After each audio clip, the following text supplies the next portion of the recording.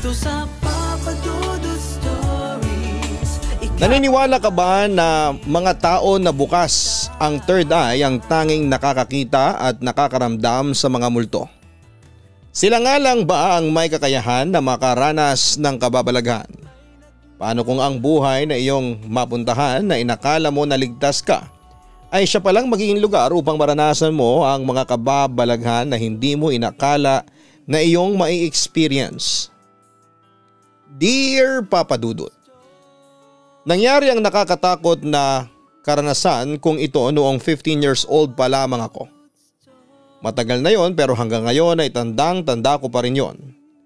Naikwento ko na rin po ito sa aking mga anak at dati ginagamit ko ang kwento ko para takutin sila kapag ayaw nilang sumunod sa akin.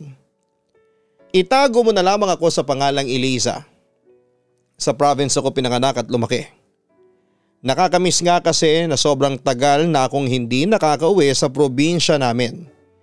Wala na rin kasi kaming bahay doon at mga kamag-anak na pwede naming tuluyan. Kung ako ang papipiliin ay mas gusto ko ang buhay sa province, Papa Dudut. Simple, masaya at halos lahat ng tao ay kaibigan mo. Merong tulungan kapag may isang nangangailangan. Hindi na rin talaga mawawala sa isang lugar ang mga kwento ng kababalaghan. Noong mga bata pa kami kapag makulit kaming magkakapatid at hindi mapagsabihan ay palagi sa aming pinapanakot ni nanay na kukunin kami ng aswang o kaya ay tiktik. Dadalhin daw kami na mga yon sa bahay nito sa bundok. At doon kami mumukbangin. Siyempre noong bata pa lamang ako ay takot ako sa mga ganon. Nang medyo nagkaroon na ako ng isipan, ay unti-unti nang nawala ang takot ko at naisip ko na sinasabi lamang yun ng mga magulang namin para tumino kaming magkakapatid. 4 po pala kaming magkakapatid, Papa Dudut. Pangalawa ako at isa lang ang lalaki sa amin at iyon ay ang bunso namin. Ang nanay ko ay nasa bahay lamang at ang tatay ko naman ay kung ano-ano ang trabaho. Minsan karpentero siya, minsan naman ay kargador sa palengke at kung ano-ano pa. Sobrang sipag ng tatay ko, Papa Dudut. Sinisiguro niya na meron kaming makakain sa araw-araw at kung paano ay maibibigay niya ang iba pa naming pangangailangan. Bagay sila ni nanay na magaling mag-budget. Kapag nga binabalikan ko ang buhay namin dati ay hindi ko mapigilang humanga sa nanay ko. Kung paano niya napagkakasya sa isang araw ang maliit na sahod ni tatay sa aming lahat. Kahit na hindi kami mayaman noon ay masaya pa rin ako sa buhay namin, Papa Dudut. Pero syempre nangangarap pa rin ako na sana'y dumating yung time na maibalik ko sa parents ko ang ginagawa nila para sa aming magkakapatid. Malapit sa paanan ng bundok ang aming bahay. Gawa yun sa plywood, kahoy at ang bubong namin ay yero. Isa lang ang kwarto namin at lahat kami ay doon natutulog. Kabarangay namin ang aming lola na nanay ng nanay ko. Kasama niya sa bahay ang tita ko na walang asawa. May kaya sa buhay ang pamilya ng nanay ko at bata pa lamang ako ay aware na ako na tutol sina lola na si tatay ang napangasawa ng nanay ko. Mahirap daw kasi si tatay at walang magiging magandang buhay si nanay dito. Kaya medyo hindi kami naging close sa lola namin before, Papa Dudut. Ang tingin namin sa kanya ay masungit at strikta. Kapag dumadalaw kami sa bahay nila ay palagi siyang nakasimangot lalo na kay tatay. Nasanay na kami sa ganong treatment ni lola. Kahit 4 na ang anak ni nanay at tatay ay parabang hindi pa rin niya tanggap na mag-asawa na sila. Kaya kahit meron kaming problema lalo na financially ay never na lumapit si nanay kay lola para humingi ng tulong. Taon-taon ay binabagyo ang aming lugar. May mga pagkakataon na kapag sobrang lakas ay sa bahay ng kaibigan ni nanay kami nagpupunta. Malayo kasi yon sa paanan ng bundok at matibay ang bahay niya. Si Ate Rona yon ang pangalan niya, Papa Dudut. Welcome naman kami palagi sa bahay ni Ate Rona sa tuwing may malakas na bagyo. Kung hindi ako nagkakamali ng pagkakatanda ko ay magkaibigan sina nanay at ate Rona simula pagkabata kaya talagang close silang dalawa. Ninang pa nga siya ng bunso kong kapatid. Isa sa malakas na bagyong dumaan sa lugar namin na hindi ko makakalimutan ay ang bagyong Rosing. Nang mapanood namin sa balita na magiging malakas ang bagyong yon ay nagkaroon na kaagad kami ng takot. Kaya bago pa tuluyang maglandfall ang bagyo sa lugar namin ay inutusan na kami ni nanay na maghanda sa paglikas at pagpunta sa bahay ni ate Rona. Itinaas na namin ang ibang gamit na hindi namin madadala. Sobrang lakas na nga ng hangin at ulan nang magpunta kami sa bahay ni ate Rona. Lahat kami nandoon at narinig ko sa usapan ni nanay at ate Rona na baka raw magkaroon ng landslide kaya maganda na umalis na kami sa bahay namin. Marami raw kasi ang nagpuputol ng puno sa bundok namin kaya humihina na ang kapit ng lupa. Sobra akong natakot sa mga narinig ko, Papa Dudut. May mga napapanood kasi ako sa TV na lugar na nagkaroon ng landslide. May mga tao na nalibing ng buhay at hindi na kinayang makuha ang katawan nila sa ilalim ng lupa. Kaya naisip ko na posible yung mangyari sa amin ay talagang natatakot ako. Kasagsagan na ng lakas ng bagyo, sumisipol na ang hangin sa sobrang lakas. Pati ang tubig bahay mataas na rin. Gusto pa nga sanang umalis ni tatay para tignan ang bahay namin. Nag-away pa sila ni nanay kasi sobrang kulit ni tatay. Mabuti na lang at nakumbinsi siya ni na ate Rona na huwag nang umalis. Ang bahay kung sakaling masira ay pwede pang itayo pero ang buhay kapag nawala na ay hindi na pwedeng ibalik. Ang sabi ng asawa ni ate Rona. Nag-aalala lang kasi ako sa bahay namin.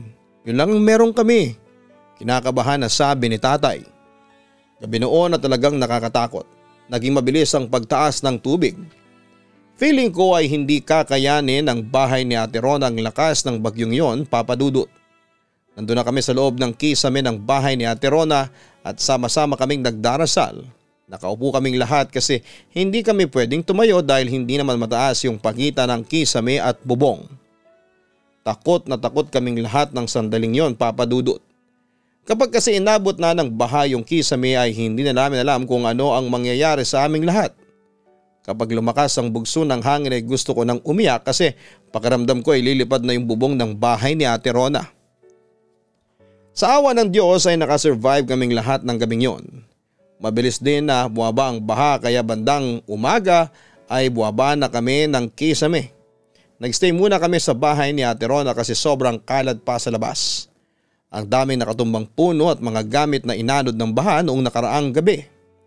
May mga yero din na nagkalat kaya hindi pa safe ang maglakad para sa mga kagaya naming bata. Si tatay lang ang umalis para tingnan ang bahay namin kung ano na ang nangyari. Si nanay ay hindi na sumama sa kanya kasi tumulong kami sa paglilinis ng bahay ni ate Rona. Alam ko na ang delusional ko sa part na umaasa ako na nakatayo pa rin ang bahay namin sa kabila ng lakas ng bagyong dumaan. Tama naman kasi si tatay na yun lang ang meron kami at hindi namin alam kung saan kami pupulutin kapag nawala na yon sa amin. After ng ilang minuto ay bumalik na si tatay.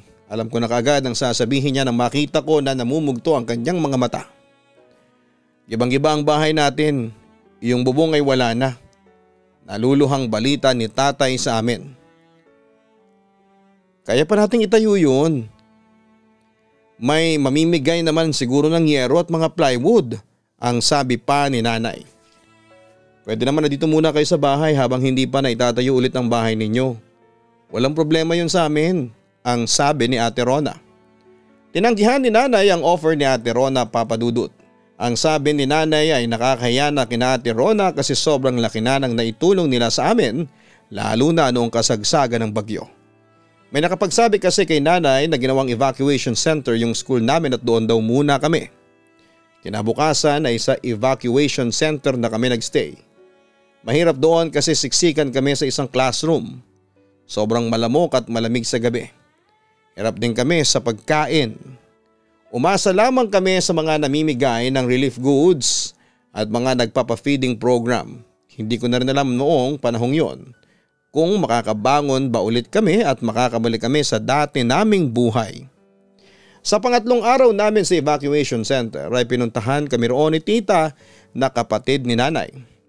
Nalaman daw kasi ni lola namin na nasa evacuation center kami at nag-decide si lola na doon muna kami sa bahay nila habang hindi pa naitatayo ang bahay namin.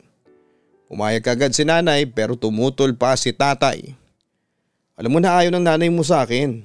Baka isumbat lang niya sa atin kapag doon tayo tumira, ang sabi pa ni tatay. Wala na tayong pagpipilian. Hindi ko kayang magtiis na nandito tayo sa evacuation center. Tapos nakikita ko na nahihirapan ang mga anak natin. Saka malay mo pagkatapos noon pagkakataon na natin yon para magkaayos tayong lahat. Ang wika pa ni nanay. Sa huli ang desisyon ni nanay ang nanalo. Nang araw din na yon ay nagpunta na kami sa bahay ng lola namin. Kagaya ng dati hindi man lang siyang ngumiti sa amin. Matibay talaga ang bahay niya kasi hindi yon nasira ng bagyo. May mga kalat lang dahil sa bahay. Sinabi ni lola na doon kami matutulog sa sala kasi isa lamang ang kwarto roon. Walang problema yon sa amin kasi sanay kami sa ganon, Papa Dudut. Nag-usap sila nanay at ang narinig ko ay aalis din kami roon kapag naayos na ni tatay ang bahay namin na nagiba ng bagyo. Si tita mabait siya sa amin. Kung minsan ay nakakakwentuhan namin siyang magkakapatid. Medyo spoiled din kami sa kanya at parang anak na ang turing niya sa amin. Sabi pa nga niya dati kahit wala siyang sariling anak ay masaya na siya nang dahil sa aming magkakapatid. Pagpasensyahan na lang daw namin si lola kasi masama talaga ang loob nito dahil si tatay ang napangasawa ng nanay namin. Sa mga unang araw namin sa bahay ni lola ay maayos naman ang lahat. Medyo naiilang nga lang kaming kumilos kasi nahihiya kami kay lola. Feeling ko ay nakatingin siya sa lahat ng galaw namin. At kapag nagkamali kami ay palalayasin kami sa bahay niya. Kumilos-kilos kayo dito ha? Kapag may gawain kayong makita ay gawin nyo na, wag na kayong maghintay na may mag-uutos sa inyo. Tandaan ninyo na nakikitira lang tayo. Ang sabi ni nanay sa aming magkakapatid. May mga nakuha naman kaming yero, kahoy at plywood mula sa gobyerno. Pero hindi matutukan ni tatay ang oras ng pagtatayo ng bahay namin dahil sa mga trabaho niya. Kailangan pa rin kasi niyang kumita ng pera lalo na noong bumalik na kami sa school para mag-aral. Saka nabibigay din siya kina lola ng pandagdag sa gasto sa bahay ni lola para hindi naman nakakahiya. Isang araw walang pasok ay nagbubunot kami ng damo sa harapan ng bahay ng panganay kong kapatid. Lumapit si tita sa amin at binigyan niya kami ng merienda. Kumusta pala kayo rito sa bahay ng lola ninyo? Tanong pa ni tita. Okay naman po tita. Si lola nga lang parang ang init palagi ng ulo. Siguro dahil araw-araw na niyang nakikita si tatay. Sagot ng kapatid ko. Naku, kahit wala ang tatay ninyo rito ay masungit talaga yon. Kahit nga ako ay sinusungitan. Ganon talaga kapag matanda na, natatawang sabi pa ni tita. May tinanong pa si tita sa amin kung meron ba kaming nararamdaman na kakaiba sa bahay ni lola. Ang sabi namin ay wala naman. Hindi na niya sinabi kung ano ba yung kakaiba na dapat naming maramdaman kaya hindi ko na yon binigyan ng pansin, Papa Dudut. Makalipas nga ang isang linggo namin sa bahay ni lola ay doon na nagsimula ang mga kababalaghan na naranasan namin doon, Papa Dudut. Sa una ay mild na pagpaparamdam lamang yon. Yung mga parang naglalakad sa loob ng bahay kahit na walang ibang tao. Kung minsan kapag naguhugas ako ng mga pinggan sa likod ng bahay sa gabi ay meron akong naririnig na sumisit-sit sa akin. Akala ko pa nga noong una ay tinatakot ako ng kapatid ko. Sa labas kasi ng bahay ang hugasan ng mga pinagkainan at doon din kami naglalaba. Nag-aaway pa nga kami ng pangatlo kong kapatid kasi pinagbibintangan ko siya na tinatakot ako.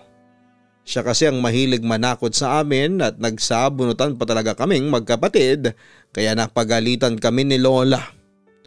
Hindi ko kayo tinanggap dito sa bahay para mag-aaway kayo ha. Kung mag-aaway kayo ay magtigisa kayo ng kutsilyo at doon kayo sa labas. Matera sa inyo ang matibay, sigaw ni lola sa amin. Simula nang magalit sa amin si lola nang ganoon ay hindi na kami nag-away na magkapatid. Natatakot kasi kami na mapaalis kami. Hindi pa rin kasi gawa ang bahay namin noon. Panay kasi ang tanggap ni tatay ng trabaho kaya hindi siya nagkakaroon ng mahabang oras para magawa ang bahay namin. Saka kailangan niya rin kasi ng pera para sa pambili ng kulang na materyales at pambayad sa taong kukunin niya na katulong sa paggawa ng bahay namin kaya nag-ipon talaga sila ni nanay. Isang araw ay kinausap ako ni tita tungkol sa naging pag-aaway namin ng kapatid ko. Sinabi niya sa akin na ayaw talaga ni lola ang nag-aaway. Saka hindi raw dapat kami nag-aaway kasi magkapatid kami. Kami daw dapat ang magkakampi sa lahat ng bagay. Oo nga pala, narinig ko na ang sabi mo ay merong sumisit-sit sa iyo sa likod ng bahay sa gabi. Totoo ba yon? Tanong ni tita sa akin. Totoo po yun tita, minsan ay wala, minsan ay meron. Sagot ko. Nagpaparamdam na rin pala sa inyo. Pero naniniwala ko sa iyo Elisa. Meron talagang nakatira sa bahay na ito na hindi natin nakikita. Pabulong na sabi pa ni tita. Hindi mga nakikita? Mga multo? Kinikilabutan kong tanong. Ewan, hindi ko rin alam. Pwedeng multo, pwedeng kapre, tikbalang o maligno. Hindi ko masabi kasi hindi ko pa sila nakikita. Puro pagpaparamdam lang, tugon pa ni tita. Naging interesado ako sa mga sinabi ni tita kaya naman napasarap ang kwentuhan namin tungkol sa mga sinasabi niya na nakatira sa bahay ni lola na hindi nakikita. Kinuwento niya sa akin ang mga experience niya roon. Matagal na raw na merong kababalaghan sa bahay na yon, Papa Dudut. Bata pa lamang daw siya ay may mga kakaiba nang nangyayari doon. Maraming beses pa raw na merong nagpaparamdam sa kanya. Pero dahil sa doon siya lumaki sa bahay na yon ay wala na yon sa kanya at sanay na raw siya. Kahit nga raw si nanay at si lola ay alam ang tungkol sa bagay na yon, Papa Dudut. Tinanong ko si tita kung bakit may nakatirang hindi nakikita sa bahay ni lola at hindi niya raw alam ang totoong sagot. Pero meron siyang theory na baka daw sa pinagtayuan ng lupa ng bahay ni lola ay merong nakatira ng una. Siguro daw sa nauna ito ay hindi pa rin ito umalis kahit na meron ng nakatayong bahay doon. Nakakatakot pala dito tita. Sana maayos na ang bahay namin kasi baka magpakita sa amin yung nakatira dito. Takot pa naman ako sa mga ganun, ang sabi ko. Dapat pala hindi ko na lang sinabi sa iyo, matatakotin ka pala. Akala ko kasi matapang ka, ang natatawang sabi pa ni tita. Hindi naman yan magpapakita sa iyo. Bata pa ako, nandito pero kahit na isang beses ay hindi ko pa siya nakita. Puro pagpaparamdam lang. Saka hindi siya nananakit, kaya wala kang dapat na ikatakot. Dedmahin mo kapag nagparamdam sa iyo, dugtong pa ni tita. Nakakapagsisi na nalaman ko kung ano ang meron sa bahay ni lola. Mas lalong nakakatakot kasi kapag natutulog kami ay nasa gilid ako. Nagsabi ako sa kapatid ko na nasa gitna ang pwesto kapag natutulog kami, napalit kami ng pwesto. Pero ayaw niya. Hindi siya pumayag. Hindi ko na siya pinilit kasi baka mag-away ulit kami at sure ako na mapapagalitan na naman kami ni lola. Iniiwasan ko na kasi na mag-away kaming magkakapatid kasi napagsabihan na rin kami ni nanay at tatay dahil dapat daw na sumunod kami sa mga sinasabi ni lola kasi nakikitira lamang kami roon. Wala raw kami sa sarili naming bahay. Naintindihan ko naman kung bakit kailangan naming sumunod kay lola. Alam ko rin na kahit sino naman na lola at lolo ay hindi matutuwa kapag nakikita niya nag-aaway ang kanyang mga apo. Sa mahigit na isang linggo namin doon ay hindi ko masyadong nakikita na kinakausap ni lola si tatay. Pero si tatay ay pilit na kinakausap si lola kaya lang kapag ganoon ay umiiwas palagi si lola. Ramdam ko na talagang hindi gusto ni lola si tatay para kay nanay. Dahil pala sa mga kwento sa akin ng tita namin ay naging paranoid ako kapag nandun ako sa bahay na yon, Papa Dudut. Lalo na kapag naliligo ako sa banyo kahit na umaga. Kapag nagbubuhos ako ng tubig at nagsasabon ng muka ay binibilisan ko. Feeling ko kasi kapag pumipikit ako ay merong nakamasid sa akin. Tuwing gabi hindi na ako tumitingin sa salamin. Na-imagine ko kasi yung mga horror movies na may nakikitang multo at kung anong nakakatakot sa salamin. Kapag naman naguhugas ako ng pinagkainan sa gabi ay nagpapasama ako sa bunso kong kapatid. Inuuto ko na lamang siya. Napapasalubungan ko siya ng kung ano mula sa eskwelahan at pumapayag siya at lagi niya akong sinasamahan kaya kahit papaano ay nababawasan ang takot ko. Isang buwan pa ang lumipas pero nandun pa rin kami sa bahay ni Lola. May naiipon naman sina tatay pero biglang nagkakasakit ang bunso naming kapatid at kinakailangan siyang dalhin sa ospital. Na-confine siya roon kaya madalas ay nagbabantay sina nanay at tatay sa ospital. Nagamit nila yung perang nakalaan sana sa pagpapagawa namin ng bahay para sa kapatid naming bunso. Imbes na magagawa ng bahay namin na nagiba na ng bagyo papadudot ay nauudlot pa yon. Inaasahan ko na rin na mas matatagalan kami sa bahay ni Lola. Naintindihan ni Lola ang sitwasyon namin at sabi niya ay pwede kaming manatili sa bahay niya hanggang sa maitayo ni tatay ang aming bahay. Wala naman daw gustong magkasakit ang kapatid ko. Nakita ko rin na kahit nagalit si Lola kina tatay at nanay ay mahal niya pa rin ang mga ito. Si Lola na kasi mismo ang lumapit sa mga magulang ko para mag-offer ng tulong financially kasi pinoproblema ni na tatay ang perang pambayad sa ospital at mga gamot. Kulang na kulang kasi yung perang meron kami ng time na yon papadudot. Sabi pa ni Lola, hindi yung tulong kina nanay at tatay kundi para yon sa kapatid ko. Apo niya raw yon at hindi niya ito pwedeng pabayaan. Sa kabila ng pagiging masungit ni Lola ay mahal niya kaming mga apo niya. Yun ang bagay na ikinakatuwa ko talaga. Madalas ay kaming tatlong magkakapatid lang ang natutulog sa gabi sa bahay ni Lola. Palagi kasi nagbabantay sina nanay at tatay sa ospital. Sinabihan din kami ni nanay na huwag kami mag-aaway lalo na at wala sila doon ni tatay. Huwag na raw naming bigyan ng sakit ng ulo sina Lola at tita. Isang gabi nakahiga na kaming magkakapatid sa may sala. Siguro ay mag-aalas 12 na ng time na yon pero hindi pa rin ako makatulog. Nag-aalala kasi ako sa bunso namin papadudot. Nakatagilid ako sa pagkakahiga at nakaharap ako sa aking mga kapatid. Maya-maya ay may narinig akong sumitsit sa kung saan. Kagaya yun ng sitsit narinig ko kapag naguhugas ako ng pinagkainan sa may likod ng bahay. Bigla ako nakaramdam ng takot lalo na nang maalala ko ang mga sinabi sa akin ni tita. Mabilis kong hinila ang kumot at nagkulong ako roon. Sumiksik din ako sa kapatid ko dahil sa sobrang takot. Pumikit ako dahil kahit na nakakulong ako sa kumot ay medyo nakikita ko pa rin ang paligid kasi medyo manipis yung kumot namin. Kaya lang ay parang may bumubulong sa akin na imulat ko ang mata ko papadudot. Sa pagbukas ko ng aking mata ay meron akong naaninag na babae na nakatayo sa may tabi ng kapatid ko na nasa kabilang gilid. Parang walang suot na damit yung babae kasi kitang kita ko ang hugis ng kanyang katawan. Mahaba ang buhok niya at mahaba rin ang braso niya na hindi normal para sa isang tao. Matangkad siya at halos naaabot na ng ulo niya ang kisame sa may sala papadudot. Pumikit na lamang ako at nanginginig na ako sa takot. Kahit nakapikit na ako ay feeling ko ay naroon pa rin yung babae. Nakaramdam na rin ako ng bigat ng pakiramdam. Gusto ko nang sumigaw ng time na yon pero naisip ko na kapag ginawa ko yon ay baka mapagalitan ako ni Lola.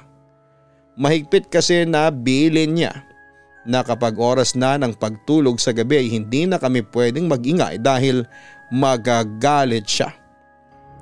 Hindi ko na alam kung paano ako nakatulog ng gabing yon. Kahit takot na takot ako ay kinaumagahan ay ginising ako ng kapatid ko kasi mag-aasikaso na kami sa pagpasok sa school. Hindi okay ang pakiramdam ko pagkagising ko. Mainit ako at alam ko na nilalagnat ako.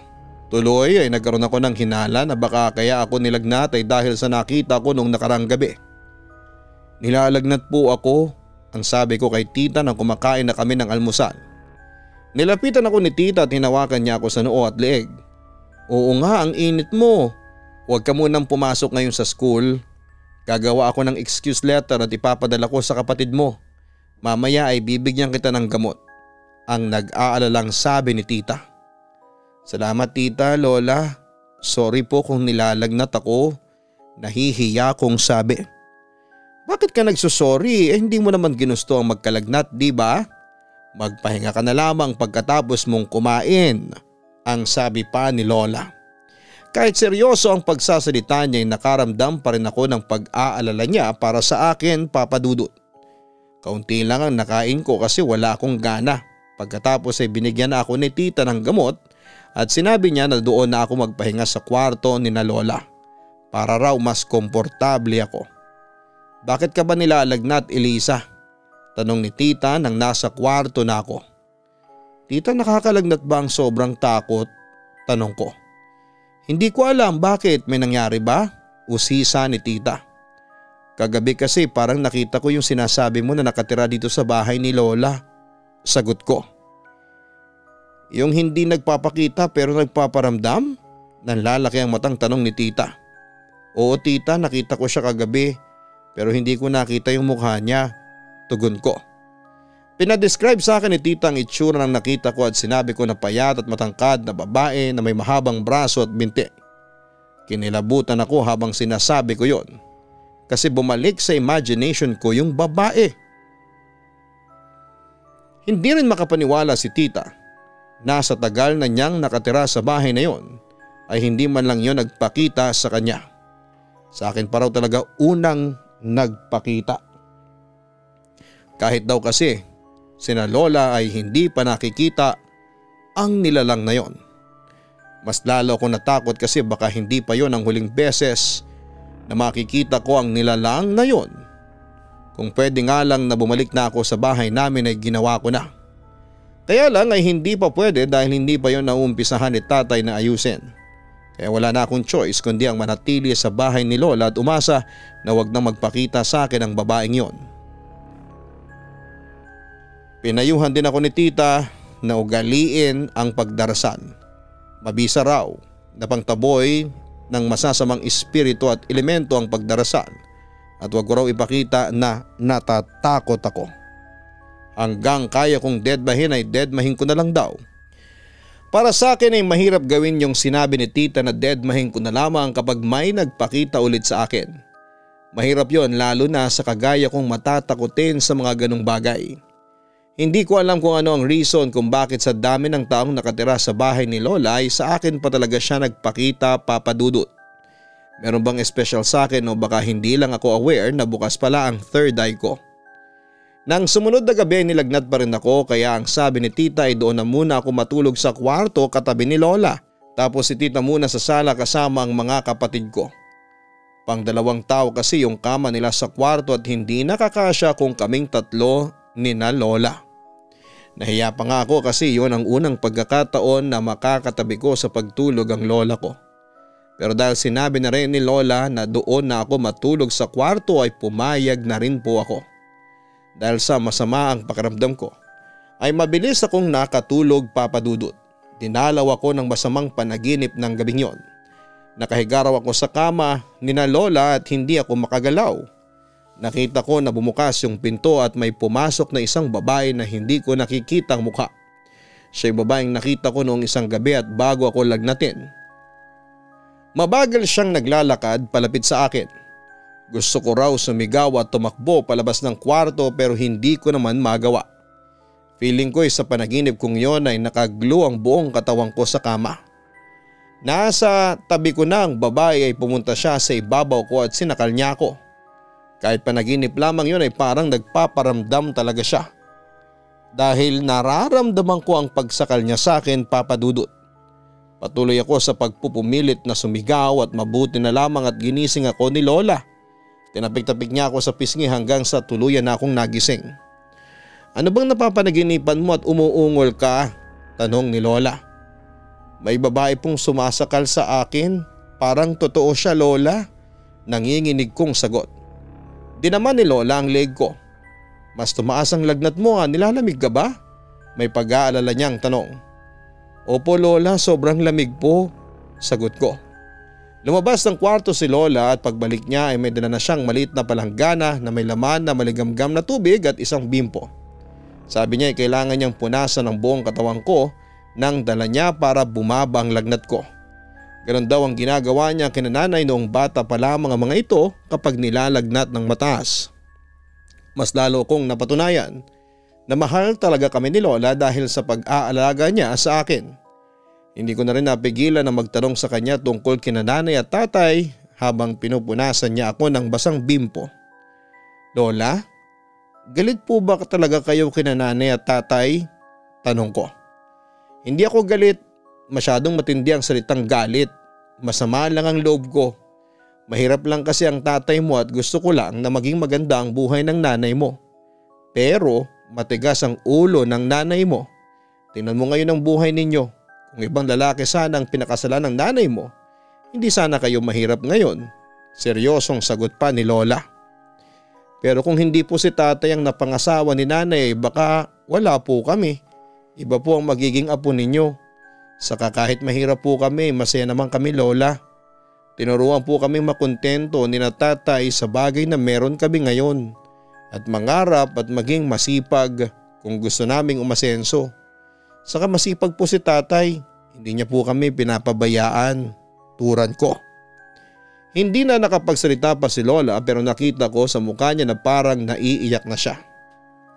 Tama na nga yung mga sinasabi mo, ang dami mong sinasabi. Kunwari naiinis na sabi pa ni Lola.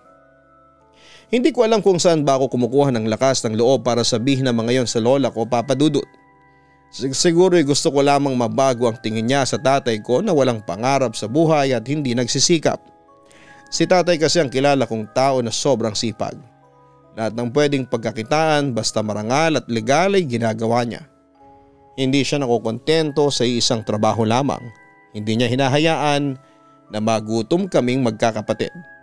Hiniling ko ng sandaling yon na sana'y maliwanagan ang isipan ng lola ko sa aking mga sinabi.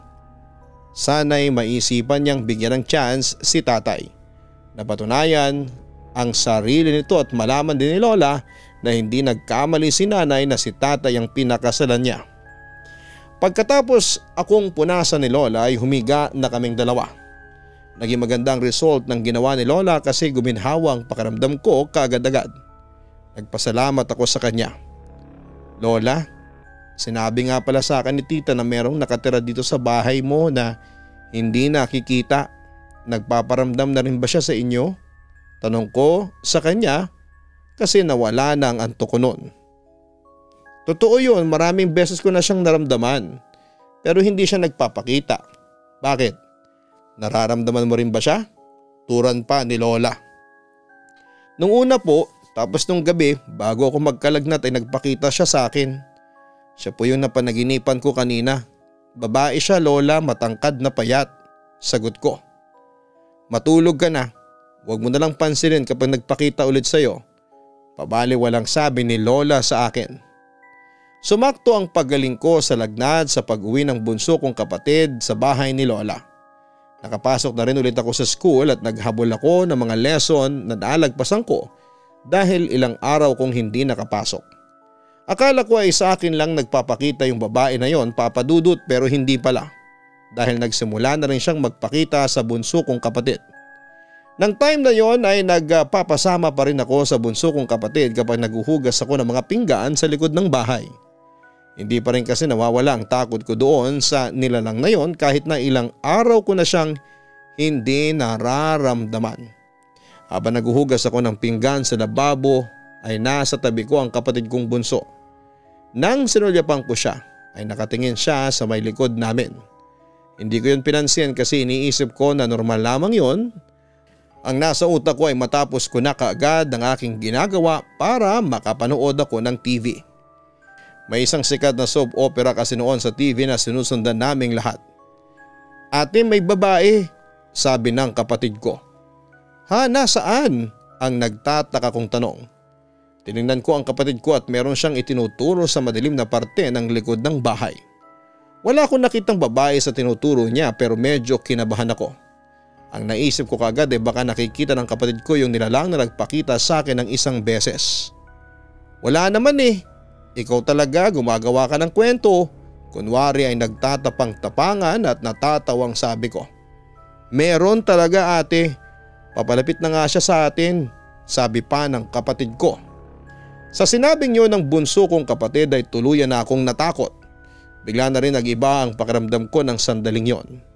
Feeling ko ay merong tao sa aming likuran kaya hindi ko na tinapos ang ginagawa ko at binuhat ko na ang bunso kong kapatid at pumasok na kami sa loob ng bahay. Tapos ka na kaagad sa mga hinuhugasan mo? Tanong ni nanay sa akin.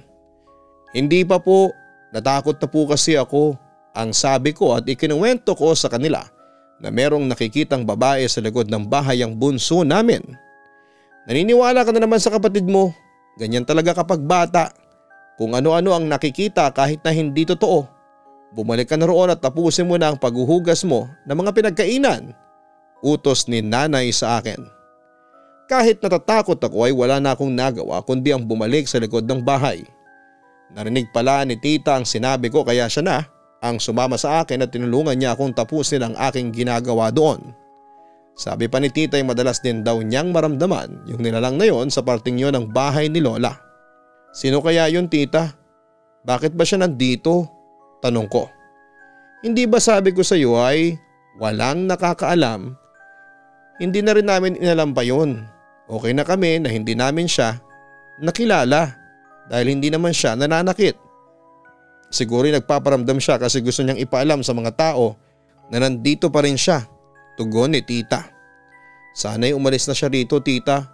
Baka kasi kung anong masama ang gawin niya sa atin. Uwi ka ko. Ang sabi sa akin ni nanay, swerte raw yung nilalang na yun sa bahay niya. Simula raw kasi nang magparamdam yon ay naging maayos na ang buhay namin. Hindi na nawala ng trabaho si tatay at unti-unti na kami nakaahon sa kahirapan. Sambit pa ni tita. Napaisip ako kung posible nga ba na mga ganong klase ng nilalang ay totoo na nagdadala ng swerte sa buhay ng tao o sa isang pamilya. Sa isip ko ay humiling ako na sana ay meron din ganon sa bahay namin kapag naitayo na yon at baka swertihin din kami sa buhay Papa Dudut. Lumipas pa ang ilang buwan at nakaipon na ulit ng pera sina nanay at tatay para sa pagpapaayos ng nagiba naming bahay. Paunti-unti ay naitayo yon ni tatay at ng 2 taon na kinuha niya para maging katulong niya. Makalipas lang ang ilang buwan ay nakatayo na ulit ang aming bahay kaya nakalipat na ulit kami roon. Narinig ko na nag-uusap sina nanay at tatay. Masayang ikinuwento ni tatay kay nanay na mukhang tanggap na raw siya ni Lola. Bago raw kasi kami umalis ay kinausap ni Lola si tatay at ang sabi ni Lola ay wala na raw itong magagawa kasi may mga anak na sila ni nanay. Basta wag lang daw sasaktan ni tatay si nanay at magpatuloy daw si tatay sa pagsusumikap sa kanyang buhay para makaahon kami sa kahirapan. Nakakatuwa na nagkaroon ng magandang bungang halos 1 taon na pagtira namin sa bahay ni Lola kahit nakakatakot doon, Papa Dudut. Ang akala ko kapag nakaalis na kami sa bahay ni Lola ay hindi ko na mararamdaman o makikita yung babae. Pero bigla ko siyang nakita sa bahay namin. Pagpasok ko sa bahay mula sa school ay may nakita akong babaeng matangkad na mabilis na naglakad tapos ay biglang nawala. Noong ko nga na-realize na sumunod siya sa amin at nandun na siya sa bahay namin. Pero simula nang nakita ko siya ay nakakatuwa na naging sunod-sunod ang swerte namin. May mga nag-offer ng magandang trabaho kay tatay na mataas ang sahod. Nakuhang scholar sa college ang panganay kong kapatid, full scholarship yon at may allowance pa. Doon ko na naintindihan ang sinasabi sa akin ni tita na hindi ko dapat katakutan yung babae na yon dahil may swerte talaga siyang dala. Unti-unti ay naging mas okay ang buhay namin, Papa Dudut. Napagawa namin ang aming bahay at pinatibay yon ng tatay ko at pinalagyan ng 2nd floor para sa tuwing babagyo ay hindi na namin kailangang makisilong sa ibang bahay. Naging magkasundo na rin sina Lola at tatay, kinalimutan na nila ang tampuhan at hindi nila pagkakaintindihan. Wala na kami sa bahay na yon ngayon, Papa Dudut, pinagbenta na namin yon pati na ang lupa. Hindi ko na rin alam kung nandun pa yung babae. Kasi simula nang umalis kami sa bahay namin ay hindi ko na ulit siya naramdaman o nakita pa. Lubos na gumagalang, Elisa. Walang mali sa isang magulang na ang tanging hangad ay ang kabutihan ng kanyang mga anak. Magiging mali lamang ito kung dinidiktahan mo na sa kung sino ang dapat niyang mahalin. Tandaan natin ang puso ay hindi nasasabihan kung kanino ito titibok. Ang isang magulang ay nandyan upang gabayan ang kanyang mga anak at hindi para gawin itong isang robot na susunod sa kung anuman ang iyong sasabihin. Hindi naman sa lahat ng pagkakataon ay tama palagi ang magulang. Hayaan nating matutong mag-decide ang ating mga anak at kung sakali man na magkamali ang isang anak ay tulungan natin silang makabangon. Tunay na panahon at oras ang lunas sa lahat ng hindi pagkakaunawaan. May mga taong nagkakaroon ng hindi pagkakaunawaan at sa paglipas ng panahon ay nagagawa nilang patawarin at tanggapin ang isa't isa. May mga bagay na hindi dapat natin pinipilit at hayaan na lamang ng oras ang siyang makapaghilom sa ating mga sugat. Hanggang sa muli, ako po ang inyong si Papa Dudut. Huwag kalimutan na mag-like, share and subscribe. Nakapag-subscribe na ba kayo sa Papa Dudut Vlogs? At sa isa ko pang channel, ang Kaistorya YouTube channel. Sana po ay suportahan nyo din. Maraming salamat po sa inyong lahat. Ang buhay ay mahiwaga, laging may lungkot at saya. Sa Papa Dudut Stories, laging may karamay ka.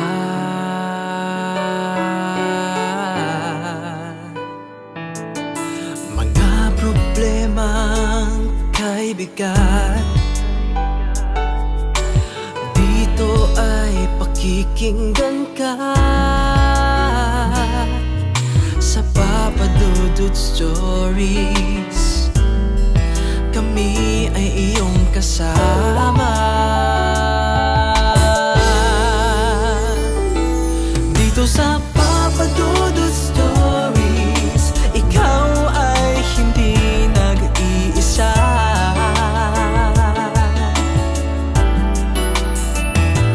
Dito sa Papa Dudut Stories, may nagmamahal sa'yo. Papa Dudut Stories, Papa Dudut Stories, Papa Dudut Stories.